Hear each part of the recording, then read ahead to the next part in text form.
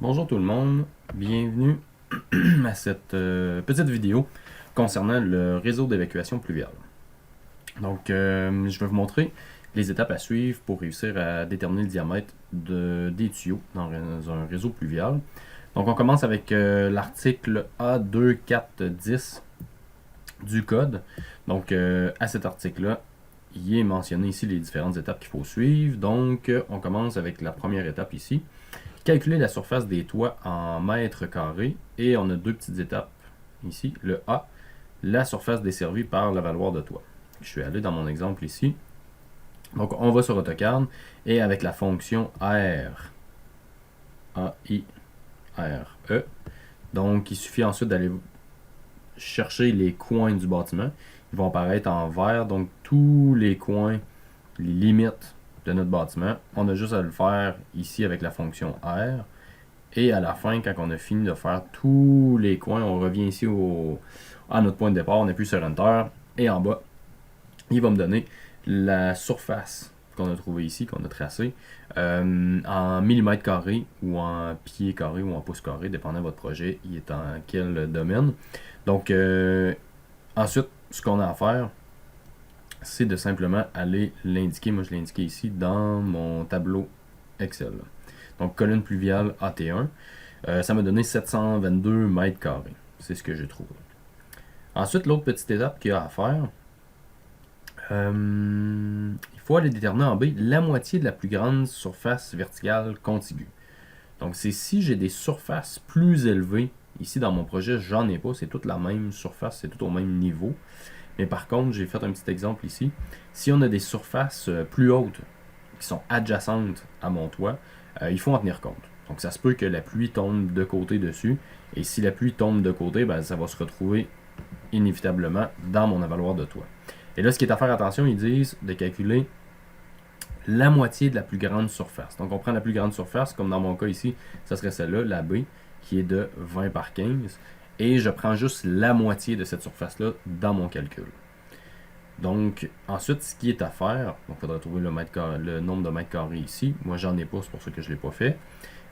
Deuxième étape, je vais juste me rapprocher un petit peu plus. Déterminer l'intensité des précipitations locales 15 minutes d'après l'annexe C de la division B du Code national du bâtiment. Donc, j'ai sorti le petit tableau ici plus bas, l'annexe C de la division B du Code national du bâtiment.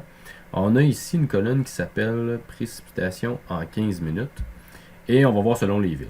Donc, par exemple, ici, moi, on est à Montréal. Donc, c'est la colonne qui est juste ici. On continue de descendre. Donc, il y a plusieurs quartiers de Montréal. Par exemple, je prends Montréal ici. On est à 23. Donc, avec ce chiffre-là, je suis allé l'indiquer dans mon tableau Excel ici. L'intensité des précipitations, juste ici. On avait déjà fait surface desservie. On vient de faire l'intensité des précipitations. Et qu'est-ce qu'il nous dit ensuite de faire? L'étape 3. Multiplier la surface 1 par l'intensité des précipitations locales 2 pour obtenir une charge hydraulique en litres. Donc, pas très compliqué. Je vais aller multiplier mon 722 ici. Multiplié par 23, ça m'a donné 16 600 litres. Qu'est-ce qu'on fait avec ces litres-là? L'étape 4.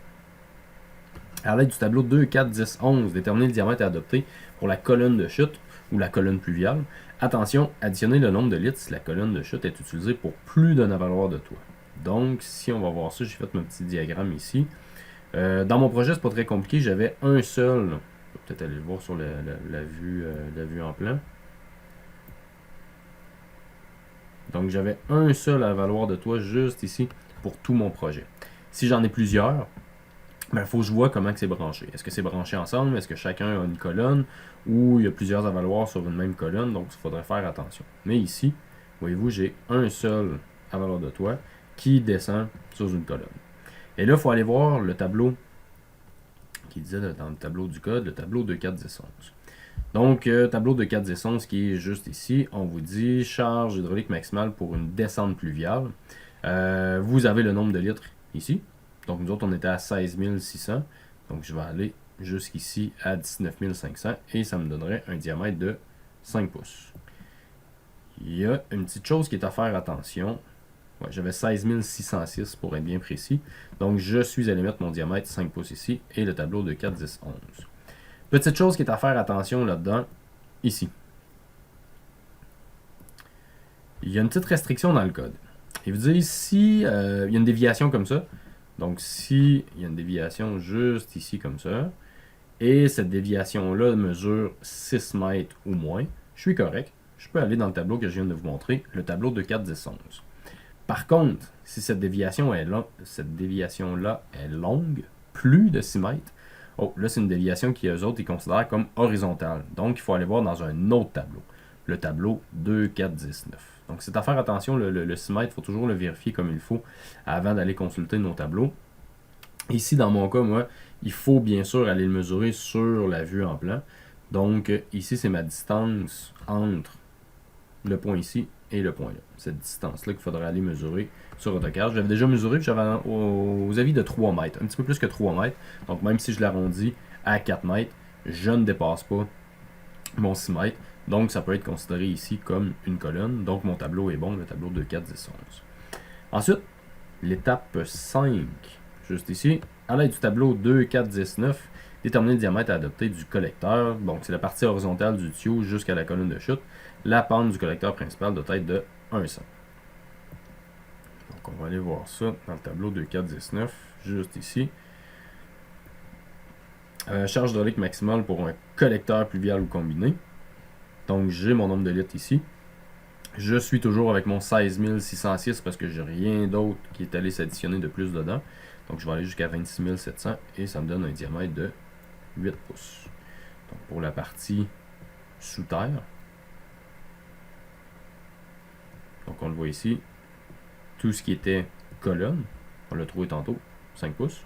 Maintenant tout ce qui est sous terre, la partie sous terre de la colonne, ainsi que le collecteur jusqu'à la rue, ainsi que son regard de nettoyage, tout ça va être 8 pouces, comme on vient de trouver. Les autres étapes concernent un chéneau. Il appelle ça un chéneau ici. C'est concernant une gouttière. Donc, si j'ai un toit en pente, habituellement, c'est fait par une compagnie qui se spécialise là-dedans et qui envoie l'eau directement à l'extérieur. C'est si les étapes ici, c'est si jamais la ville où est-ce que vous habitez a une exigence que les gouttières doivent se vider dans le tuyau, pas dans le tuyau, mais dans le réseau sanitaire, ou pluvial, pardon. Donc, vous allez avoir les indications ici pour suivre la démarche. Je n'irai pas là-dedans, parce que nous autres, on va plutôt se contenter d'utiliser les toits plats. Donc, on n'aura pas de chéneaux à ce niveau-là qui va aller se jeter dans notre réseau pluvial en plus. Donc, ça va rester juste avec les deux parties qu'on vient de voir. Donc, tout ce qui s'appelle colonne et tout ce qui s'appelle le collecteur, donc tout ce qui est sous terre. Fait que ça fait pas mal le tour pour le petit calcul du drainage pluvial. Simplement faire attention ici, il est assez simple mon exemple, j'ai un seul à valoir de toit. Quand j'en ai plusieurs, là, il faut faire attention d'aller additionner le nombre de litres, mais la démarche demeure la même. Je vais toujours voir selon le tableau 2, 4, 10, 11, tout ce qui est colonne pluviale, et je vais toujours voir tableau 2, 4, 19, tout ce qui est sous terre. Voilà, j'espère que cette petite vidéo va vous avoir été utile. Merci beaucoup. Bonne journée.